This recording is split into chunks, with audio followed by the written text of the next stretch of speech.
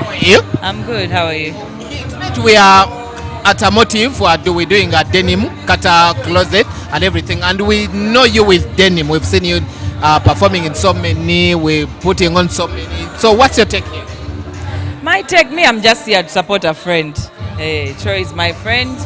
And you know, he's opening up a denim shop. He's been doing this for a while.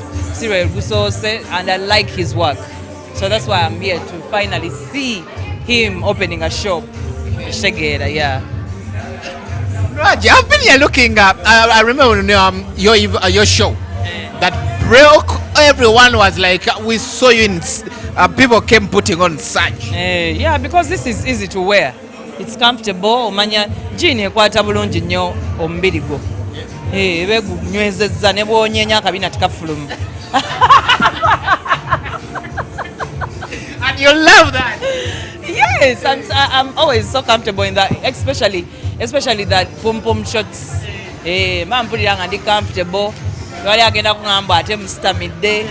Mbera comfortable nga kajini kakutte omubiri bwe guti. Ne bwenjawuza kasigala kali awo. Tekalina kyekalaga kabika buli kimu.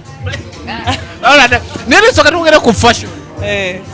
Zino galubini zo yambadde bazinga. Fire baby. Temuli birawuli. Temuli. Saagala nnyo bintu biri nnomo. Why right wagala biri nnomo gwe toli nnomo. Noonyayo akali weird. Nze ke neeteekako. I don't want to be. I want to be outstanding. I love it. Gwe kyotategeera nze kyonsanga nyambadde. Yeah, you know, fashion is what you make it. Just like life. Fashion kyoyambala like osokyagaza abantu. Shegera kyovola banga ba stylist baffe, they keep creating new stuff because fashion tegwayo.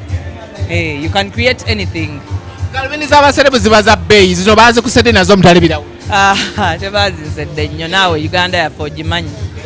Olina okuyiiya n'ebirungi gyebiri nga tebabiseera nnyo. Ina abantu baffe ababitutuusaako. Nze nina omuntu wange antegeera. Kano kajja mukolera n'akandeeta bwe nkasiima nga nkagula. Zino temuli birawuli obukowekowe buyise. Kyemnadde ngenderedde nga obukowekowe bwange kwebuli. Saagala ate bukoone ku birawuli shades kize neetaaga nenga akanteeko zino twanga buli free. Kozesa abantu ensobi Winnie Nwagi. Anti tebakoppa oba tebaagala kola nsobi. Omuntu kuba galubindi banyi omuntu azambala ebiseera ebisinga nfuufu tagenda mu maaso. Mote muli birawo. Saagala mu birawuli. Njabyetaaga olulala si leero. Obako wabijjeemu.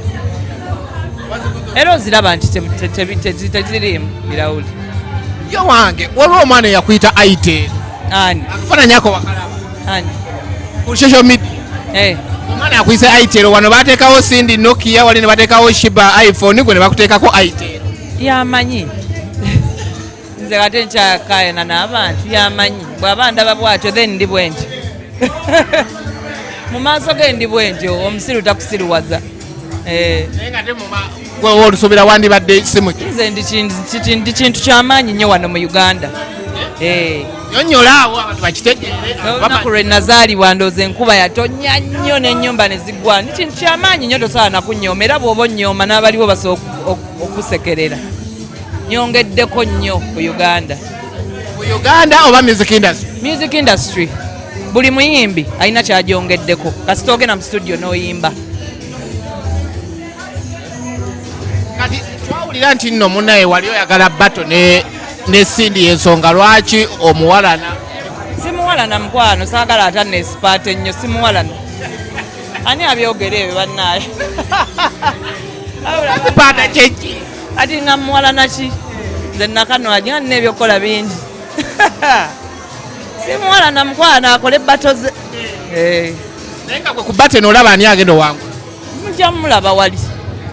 Ani asinga okuyimba? Biri musinze jjaji sinzaani mwe mugende mulabe byonna byonna. Ndi muyimbi. Era nnyimba byange. Simba byani sibimba byani. Buli omu akola eki. Nga bw'osanga nga ngenda ku gigi n'osanga ne gundi ng'agenda buli omu agenda gye bamuyise. Nange. Nga soko yimirira abantu balabe ku bode.